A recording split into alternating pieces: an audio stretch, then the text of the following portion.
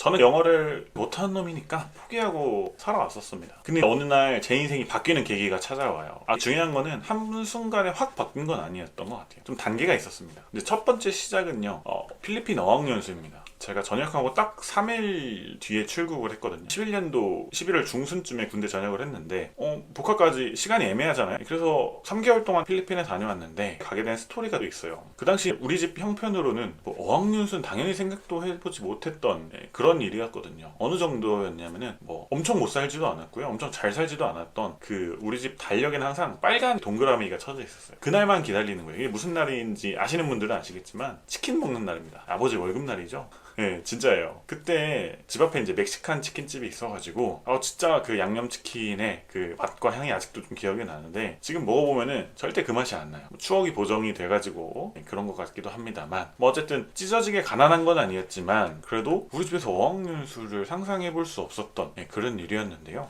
제가 군대에 있는 동안에 저희 어머니께서 공인중개사 시험에 합격을 해서 사무실을 차리십니다. 저도 뭐 자세한 상황은 모르잖아요, 군에 있으니까. 근데 면회 올 때마다 뭐가 하나씩 좀 달라지는 거예요. 갑자기 못 보던 지갑이 생기고, 옷이 조금 더 고급스러워지고, 갑자기 용돈을 좀 주시고, 어머니 사업 잘하시는구나, 이렇게 생각을 했었습니다. 그러고 전역 3개월 딱 남았을 때 어머니 면회 와가지고 그런 얘기를 하시는 거예요. 아들, 필리핀 연수 한번 가보자. 그 순간 뭐가 떠올랐냐, 중학교 2학년 때 그 애니멀 기억이 확 떠오르면서 갑자기 이런 생각이 드는 거예요. 야, 너 언제까지 바보로 살 거야? 한번 해야지. 기회가 왔을 때 잡아야지. 이런 생각으로 망설임 없이 간다고 했어요. 그리고 바로 전역하고 필리핀으로 떠납니다. 근데 뭐 영어 1도 모르는 애니멀의 A자도 몰랐던 놈이 필리핀을 가면은 뭐가 달라지겠느냐, 이렇게 생각하시는 분들 있잖아요. 근데 많이 달라졌습니다. 가장 중요한 거 하나는요, 뭐 엄청난 공부 방법을 터득한 것도 아니라요, 왜 영어가 필요한지를 느꼈다라는 겁니다. 사실 이거 하나가 모든 걸 관통한다고 생각해요. 처음에는 진짜 완전 멘붕이었죠. 왜냐면 내가 말하는 문장이 다 말도 안 된다는 걸, 문장도 아니에요, 그냥 단어 얘기하는 겁니다. 근데 하루 이틀 지나보면서 이런 생각이 들더라고요. 아니, 나는 내가 영어 못해서 왔고 외국인이고 하니까 영어 못하는 건 당연한 거 아니냐, 약간 무식하면 용감하다고 하잖아요. 용감했던 것 같아요. 그래서 틀려도 그냥 말하기 시작을 했던 것 같습니다. 뭐 예를 들면은 뭐 카페에 가면은 원 커피 플리즈 이러면서, 화장실 가고 싶으면은 뭐 where is the toilet, 뭐 이 정도.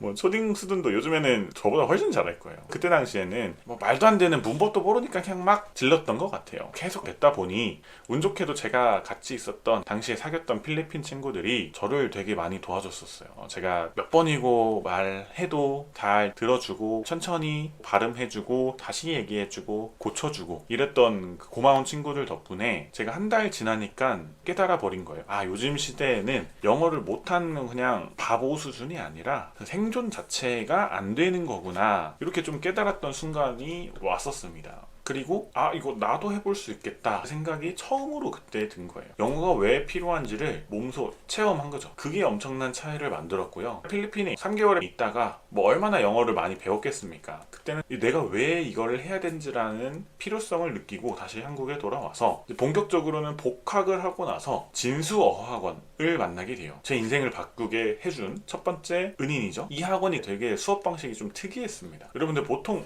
학원 가면은 선생님 강의 들으려고, 현장 강의 들으려고 학원에 가잖아요. 근데 이 진수어학원은 인강을 틀어줍니다. 인강을. 여기서는 학원에서만 인강을 틀어줘요. 학원에 가면은 인강 전용 교실이 있습니다. 그리고 진행을 도와준 또 스태프가 따로 있어요. 그리고 시간이 되면은 인강을 틀어줍니다. 하얀 스크린에 인강을 틀어줘요. 근데 이분의 수업 방식도 대박이에요. 무조건 호응 유도하고요, 무조건 말하게 시키고요, 그 자리에서 바로 외우게 시킵니다. 심지어 숙제도 왕창 내줘요. 그리고 숙제를 하면요, 그 학원 스태프들이 검사하고 막 다른 자리에서 도장도 찍어주고, 완전 군대식 같은 방법인데 효과가 어마어마했습니다. 저는 살면서 단 한 번도 예습 복습이란 걸 해본 적이 없는 인간이었어요. 근데 여기서는 1시간 수업을 듣기 위해서 예습 1시간, 복습 2시간을 매일 이렇게 3시간 이상을 3개월 정도 했었던 것 같아요. 그래서 일부러 1교시를 다 빼고 아침 9시에 수업이 시작되면 수업 끝나고 학원 빈방에 남았습니다. 그래서 방금 배운 내용을 그대로 다 복기를 해요. 1시간 동안 강의 들은 거를 토시 하나 안 틀리고 복기를 해서 옆에 있는 제 친구랑 같이 서로 강의해주는 방식으로. 어떤 정도였냐면요, 학원 밑에 바로 그 맥도날드가 하나 있었거든요.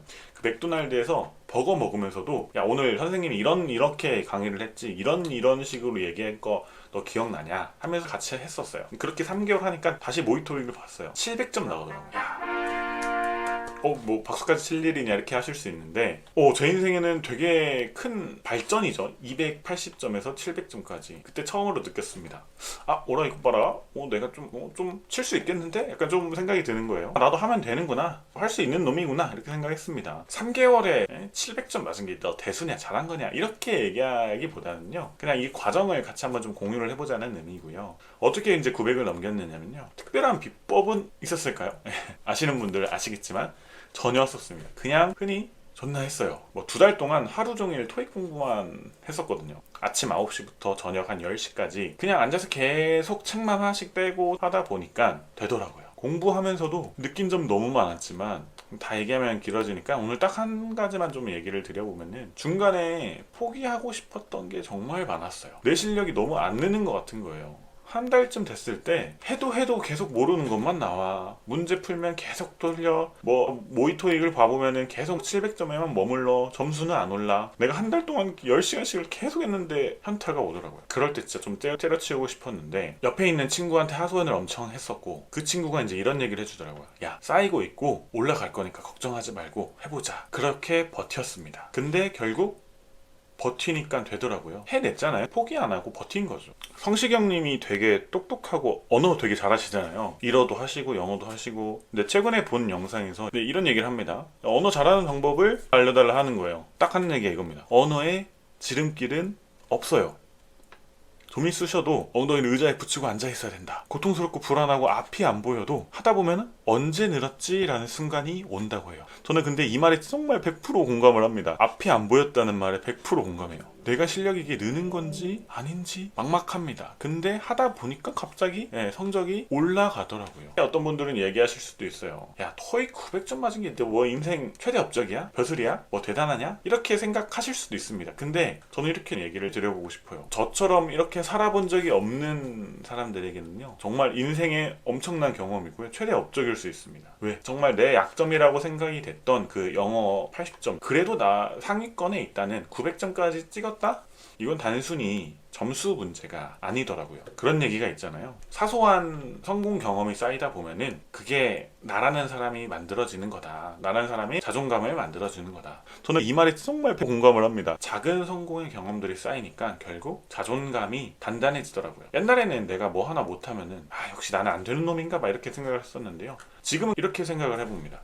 그래도 해보니까 되던데 한번 해볼까. 이게 별거 아닌 것 같지만 저한테는 인생에서 매우 중요했던 변화였던 것 같습니다. 근데 여러분들도 좀 그런 순간들이 좀 있지 않나요? 남들이 보기에는 야, 그게 뭐 별거냐? 근데 이게 나한테는 너무 큰 거야. 그런 의미 있던 순간들이 아마 있었을 수도 있습니다. 그런 경험들이 하나둘 쌓이니 어느 순간 자신감이 붙고 나도 할 수 있겠다라는 생각이 들었다는 거죠. 사실 이 유튜브를 하는 이유도 비슷한 것 같아요. 영상 편집을 하면서 별 생각을 하고 있습니다. 아니, 뭐 이게 용 가면을 쓰고 이렇게 얘기하고 하면은 이거 누가 나 보기나 할까? 내 얘기를 누가 이렇게 들어줄까? 누가 좋아할까? 근데 가만히 생각을 해보니까 토익도 영어도 결국 한번 해봤더니 됐더라라는 게 중요했던 것 같습니다. 그래서 이번에도 그냥 한번 해보려고 해요. 앞으로 방향성을 좀 말씀드리면은, 제가 이제 취준하면서 회사 생활하면서 느꼈던 점들 솔직하게 시청자분들과 소통하는 그런 형식으로 한번 해보려고 합니다. 그래서 제 영상을 쭉 보시면서 이 영상이 조금이라도 공감이 됐거나, 나도 나만의 좀 성공 스토리가 있고 남들은 별거 아니라고 하지만 나는 그걸로 인해서 조금 더 발전된 경험이 있다면요, 댓글에 한번 달아주시면 좋을 것 같아요. 그래서 그런 경험들도 같이 한번 좀 얘기를 해보고 그랬으면 좋겠습니다. 그래서 다음 영상에는요, 더욱더 재밌고 유익한 이야기로 돌아오겠습니다. 감사합니다.